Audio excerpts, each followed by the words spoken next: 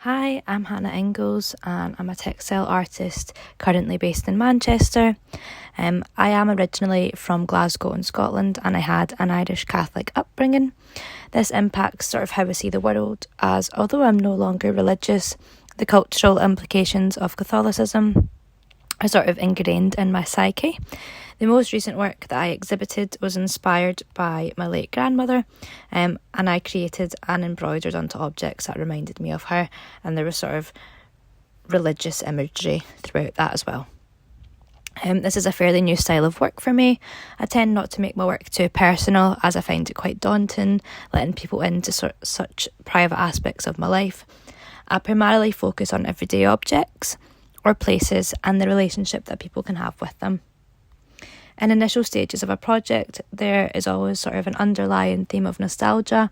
However, I do like to abstract this to the point where the subject matter is not clear. In terms of influences for me, I would say that Lindsay Etherington is probably one of my biggest influences. She was my lecturer at university and she's worked on a wide range of collaborative community projects, including sort of personal projects as well, with sort of quilting techniques. I've always found her work really inspiring, and it was her that introduced me to quilting, which is the main sort of technique I use. And another big influence at the moment for me is not like an artist in particular, but it would be the G's Bend quilts. I don't sort of make quilts in the most traditional way. I don't use the piecing method. I normally tend to go for make digital prints and then work into them. However, I sort of love seeing the different patterns that can be created using it, and it's a method I plan on using in the future. And I think it's really important to also note the cultural history of these quilts, as they're made by African Americans that are direct descendants of enslaved people and that they live in an isolated area in America.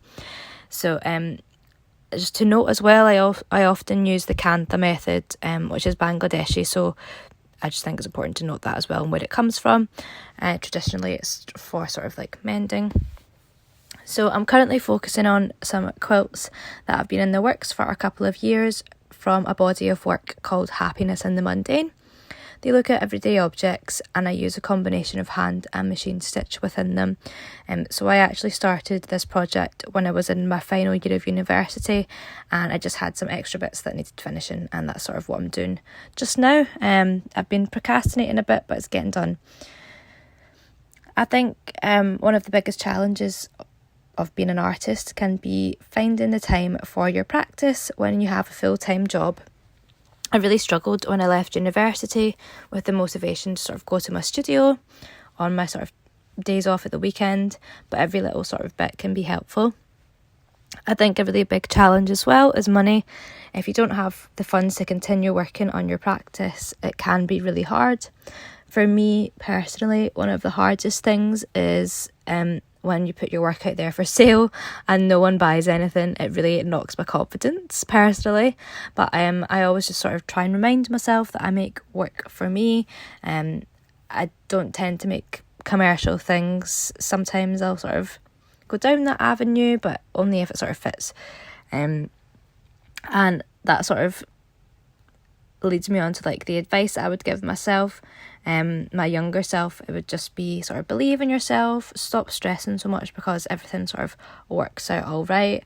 I used to make myself ill with stress, thinking I'm not good enough, but I've done pretty well since leaving uni. So when I work in the studio, I like to mix it up. Sometimes I'll listen to music, other times I'll listen to a podcast. I'm not a big podcast person, but I do like Talk Art, which is by Robert Diamond and Russell Tovey. It's really good. And in terms of music, I listen to the most random things, to be honest. It just depends what my mood is like. I went through a phase of listening to really hard techno when I was trying to do work, but I don't find that that's the vibe anymore. And I do also work in complete silence sometimes also. If I'm doing a lot of hand stitch, there is a sort of quilt that I'm working on just now that is mainly hand stitched and it's taken me so long to complete. I'll do that and I'll watch TV while I do it to sort of pass the time.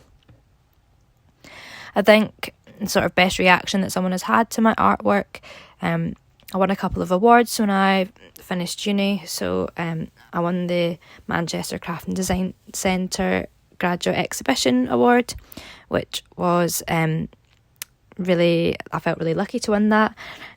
Got to exhibit my work there as well. So that was probably one of the best reactions that I've had. But I think just when I display my work and people will like come up to me and tell me that they like it or what they like about it, that is just like a really good reaction for me, just because it sort of, I don't know, it solidifies like I like my work, but when someone else likes it, it's just a really nice, like warm feeling as well. And in terms of what people sort of take away from my artwork, I just sort of hope that they can feel some sort of happiness. My work is obviously pretty abstract, but I made it when, like, during COVID, so during a time where there wasn't really much like enjoyment, so I wanted to people to get sort of like a happy feeling looking at it. And yeah, just sort of seeing the beauty of like craft and embroidery as well.